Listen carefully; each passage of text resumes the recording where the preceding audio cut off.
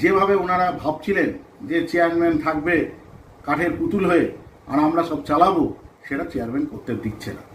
জনগণকে জানাচ্ছি যে এই বোর্ডে একমাত্র স্পেশাল অডিট এসেছিল, যেটা আমাদের কিছু লোক লিখে পাঠিয়েছিল যে দুর্নীতি হচ্ছে, অনিয়ম হচ্ছে। যেহেতু আমার মা, আমি তাই পরিষ্কার ব্যাপারগুলো জানি। সেই দুর্নীতি হচ্ছে, স্পেশাল অডিট এখানে 12 দিন থেকে গিয়ে বলে গিয়েছিল যে কৃষ্ণনগর পৌরসভার মতো স্বচ্ছ পৌরসভা অনেক পৌরসভায় দেখতে পাওয়া যাবে না। সেটা স্পেশাল অডিট, এজি বেঙ্গল, এগুলো তো নর্মাল অডিট আসেই, কিন্তু স্পেশাল অডিট এসেছিল কৃষ্ণনগর পৌরসভায় 2023 সালে। সেটাও কিন্তু আমরা সততার সাথে যে কাজ করি সেই স্বীকৃতিটা সেই অডিটটা দিয়ে গিয়েছিল। আজকে অনেকে অনেক কথা বলছে যে কোথায় টাকা। আমার দুটো গাড়ি, সেই দুটো গাড়ি এখানে চেয়ারম্যান হওয়ার অনেক আগে কেনা। একটা 2006 সালে কেনা ছিল, আর একটা 2009 সালে। পরবর্তীকালে 2006 যেটা কেনেছিল সেটা এক্সচেঞ্জ করে 2021-এ, অর্থাৎ আমার সেপ্টেম্বর মাসে আমার বাবা মারা গিয়েছে, তার থেকে 7 দিন 10 দিন আগে ওই গাড়িটা কেনা হয়েছে। অর্থাৎ তখনও কিন্তু মা চেয়ারম্যান হয়নি, ওটা এক্সচেঞ্জ করে নিয়েছিল। ফলত আমি এখানে কাউকে বলবো না যে আমার পারিবারিক আইন দেখিয়ে আমি এই পৌরসভা থেকে আমার কিছু নিতে হবে, এই জন্য আসিনি। আজকে যখন করোনা পিরিয়ড হয়েছে, সারা পশ্চিমবঙ্গের মধ্যে প্রথম 9 নম্বর ওয়ার্ড বাজার বসিয়েছে। 9 নম্বর ওয়ার্ড প্রথম বাজার বসিয়েছে পশ্চিমবঙ্গের মধ্যে, এবং এইটাকেই মডেল করেছে অন্যান্য পৌরসভা এবং অন্যান্য ওয়ার্ড। আজকে 9 নম্বর ওয়ার্ডে প্রথম আমরা 2বার বাজার বসিয়েছি বিনামূল্যে, এবং 1 মাস 10 দিন ধরে করোনা পিরিয়ডে কমিউনিটি কিচেন করেছি, তাদের 4-5 লাখ টাকা খরচা করেছি। তখন কিন্তু চেয়ারম্যান ছিলেন না তিনি, এবং তখন কিন্তু তিনি কাউন্সিলরও ছিলেন না। অর্থাৎ রাজনীতি করতে গেলে নিতে হবে, এ জ্ঞান তার কাছে শুনবো না। অনেকের বাড়িতে কিন্তু সে সময় লিখে দিয়েছিল যে বাড়িতে প্রবেশ নিষেধ।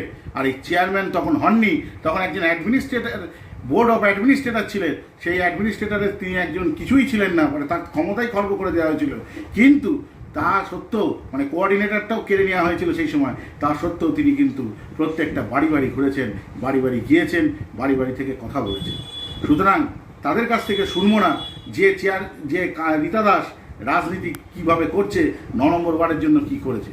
আজকে উনি 1998 সাল থেকে কাউন্সিলর, 1998 সাল থেকে উনি একভাবে জিতে আসছেন। শুধু 2008-এ হেরেছেন, আবার 2013-তে কামব্যাক করেছেন। সুতরাং রাজনীতি তিনি বোঝেন, তিনি করতে জানেন। তাহলে এই যে আপনাদের বিরুদ্ধে এত কথা বলছে, তাহলে কি কোথাও কি মনে হচ্ছে এটা কোনো গোষ্ঠীদ্বন্দ্ব? গোষ্ঠীদ্বন্দ্ব না, ব্যাপারটা আপনাকে খোলাখুলি বলি। হয়তো যেটা সমস্যা হচ্ছে, যেভাবে ওনারা ভাবছিলেন যে চেয়ারম্যান থাকবে কাঠের পুতুল হয়ে আর আমরা সব চালাবো, সেটা চেয়ারম্যান করতে দিচ্ছে না। কারণ এই যদি করতে দিত, তাহলে আজকে এত রাস্তাঘাট হতো না পিছিয়ে। আজকে আপনি চিন্তা করতে পারেন যে কৃষ্ণনগরের প্রথম ব্রেস্ট ফিডিং সেন্টার, যা চেয়ারম্যানের মস্তিষ্ক বসত, সারা পশ্চিমবঙ্গের কোথাও নেই। পশ্চিমবঙ্গে এই মুহূর্তে যেটা খবর পাচ্ছি যে কৃষ্ণনগরকে ফলো করছে Kolkata corporation, breast feeding centre চালু করছে। যে মা ক্যান্টিন সারা পশ্চিমবঙ্গের মধ্যে প্রথম কৃষ্ণনগর পৌরসভা একটা খুলেছিল, সেটা সদর হাসপাতালের মোড়ে, হসপিটালের ভেতরে। সেইটাকে দেখে সারা পশ্চিমবঙ্গ ফলো করলো, যে মুখ্যমন্ত্রী তারপর চিঠি করে দিলেন যে সব পৌরসভাকেই হসপিটালের মধ্যে করতে হবে।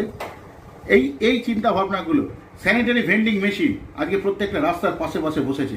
আজকে মেয়েদের জন্য বাতানুকূল গাড়ি এনে দিয়েছে। আজকে প্রত্যেকটা জিনিস তিনি চেষ্টা করছে মাথার ঘাম পায়ে ফেলে কীভাবে কী করা যায়। একটা কদমতলা ঘাট করে দিয়েছে। আজকে যদি তিনি চিন্তা করতেন যে না, আমি একটু ভালো থাকবো আর কয়েকজনকে ভালো রাখবো, তাহলে কিন্তু তিনি এত কাজ করতে পারতেন না। আজকে কিন্তু 3 বেলায় এখানে কাজ হচ্ছে, 3 বেলায় কিন্তু এখানে সাফ হচ্ছে। সুতরাং কাজটা যে তিনি করছেন, সেটা আশা করি সাধারণ মানুষ বুঝতে পারে।